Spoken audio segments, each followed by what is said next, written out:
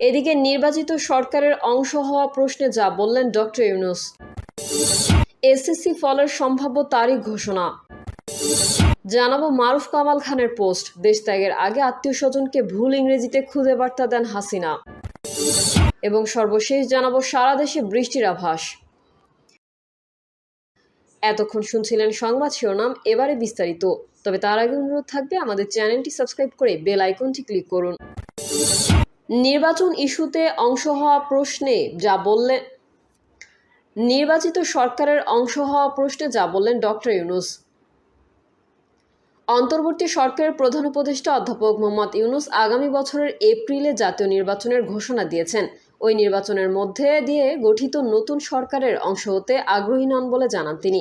Doctor Yunus জোর দিয়ে বলেন, আমাদের কাজ হলো নির্বাচন আয়োজনের মাধ্যমে নির্বাচিত সরকারের কাছে সুষ্ঠুভাবে ক্ষমতা হস্তান্তর নিশ্চিত করা।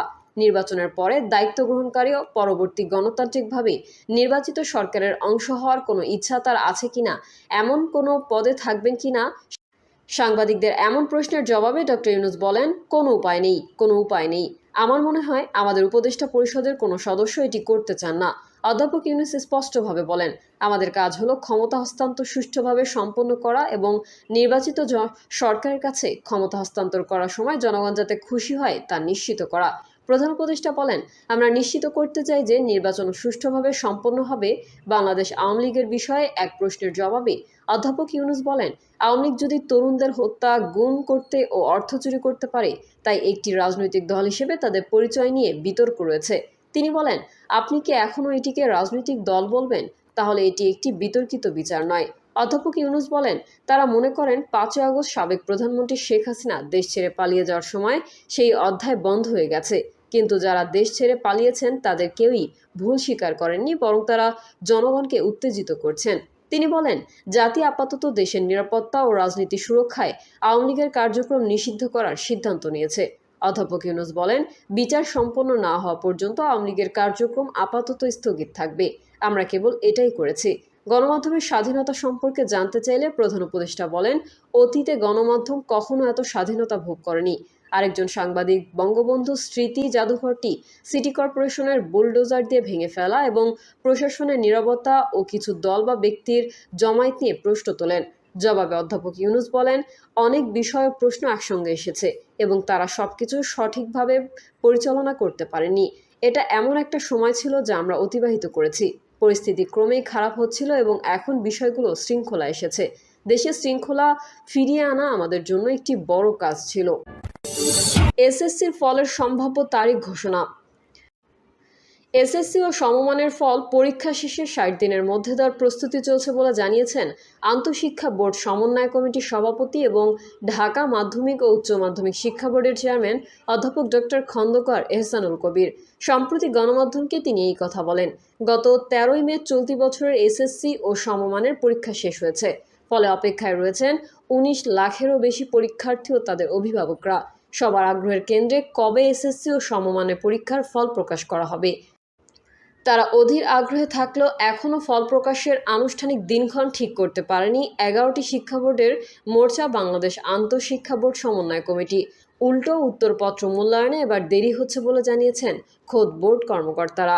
অধ্যাপক ডক্টর খন্দকার এহসানুল কবির বলেন, পরীক্ষকরা উত্তরপত্র মূল্যায়ন শেষে বোর্ডে পাঠাতে শুরু করেছেন। খুব অল্প সংখ্যক খাতা এসেছে, এখনও অনেক খাতা মূল্যায়ন বাকি। উত্তরপত্র মূল্যায়নে এবার কিছুটা বিলম্ব হচ্ছে বলে মনে হচ্ছে। আমরা তৎপর আছি। সব খাতা মূল্যায়ন শেষে সেগুলো হাতে পেলে সফটওয়্যারের নাম্বার ইনপুট দেওয়া সহ আনুষঙ্গিক কাজ করা হবে। এরপর ফল প্রকাশ করা হবে। তবে কবে নাগাদ ফল প্রকাশ করা হতে পারে এমন প্রশ্নে তিনি বলেন, নিয়ম অনুযায়ী পরীক্ষা শেষ হওয়ার 60 দিনের মধ্যে ফল প্রকাশ করা হয়। এক্ষেত্রে 13 জুলাইয়ের মধ্যে ফল প্রকাশ করা হবে। তার আগে আমরা সম্ভাব্য দিন ঠিক করে শিক্ষা মন্ত্রণালয়ে প্রস্তাব পাঠাবো। মন্ত্রণালয় অনুমোদন দিলে তারিখ ঠিক হবে। সেজন্য সুনির্দিষ্ট দিনক্ষণ এখনই বলা সম্ভব নয়। মারুফ কামাল খানের পোস্ট, দেশ ত্যাগের আগে আত্মীয় স্বজনকে ভুল ইংরেজিতে খুদে বার্তা দেন হাসিনা।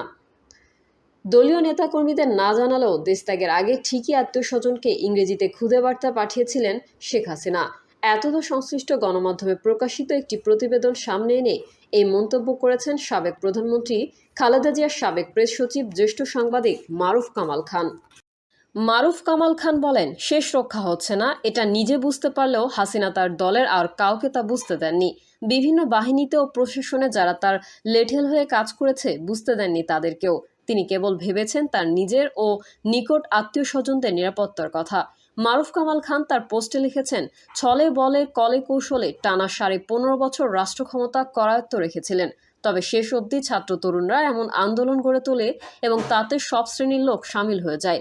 গুলি করে মানুষ মেরে এই আন্দোলন রাখার চেষ্টায় সেনারা সায় না দিলে বেঁকে বসে। হাসিনা বুঝে যায় তার খেল খতম।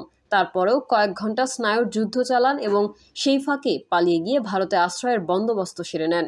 তিনি বলেন, নিজে নিরাপদে পালাবার বন্দোবস্তের পাশাপাশি তিনি ঘনিষ্ঠ আত্মীয়স্বজন ও বংশের লোকদের দেশ ছেড়ে পালাতে বলেছেন।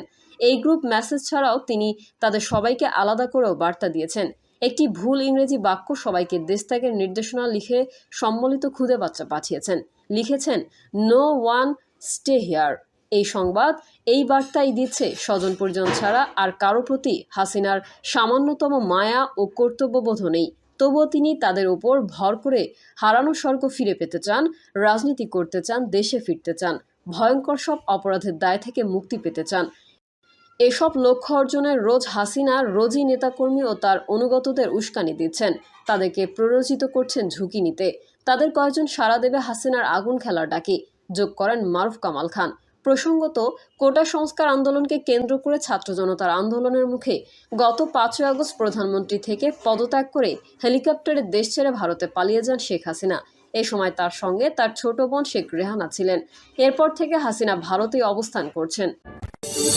সারা দেশে বৃষ্টির আভাস। আগামী 24 ঘন্টার মধ্যে সারা দেশে বজ্রসহ বৃষ্টি হতে পারে বলে জানিয়েছে বাংলাদেশ আবহাওয়া অধিদপ্তর। সেই সঙ্গে কোথাও কোথাও মাঝারি ধরনের ভারী বৃষ্টি হতে পারে বলে জানিয়েছে সংস্থাটি। আবহাওয়া অফিস জানায়, আজ সন্ধ্যা 6টার মধ্যে বরিশাল, চট্টগ্রাম ও সিলেট বিভাগের কিছু কিছু জায়গায় এবং রংপুর, রাজশাহী, ময়মনসিংহ, ঢাকা ও খুলনা বিভাগের 2-1 জায়গায় অস্থায়ীভাবে দমকা হাওয়া সহ হালকা থেকে মাঝারি ধরনের বৃষ্টি, বজ্রসহ বৃষ্টি হতে পারে। সেই সঙ্গে সারা দেশের কোথাও কোথাও মাঝারি ধরনের ভারী বর্ষণ হতে পারে এবং সারা দেশে দিনের এবং রাতের তাপমাত্রা সামান্য হ্রাস পেতে পারে।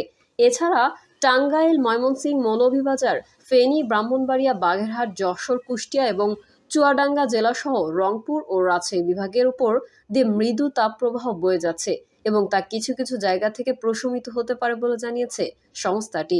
বৃহস্পতিবার সন্ধ্যা 6টা থেকে পরবর্তী 24 ঘন্টায় খুলনা, বরিশাল, চট্টগ্রাম ও সিলেট বিভাগের কিছু কিছু জায়গায় এবং রংপুর, রাজশাহী, ময়মনসিংহ ও ঢাকা বিভাগের 2-1 জায়গায় অস্থায়ীভাবে দমকা হাওয়া সহ বিদ্যুৎ চমকানো, হালকা থেকে মাঝারি ধরনের বৃষ্টি, বজ্রসহ বৃষ্টি হতে পারে।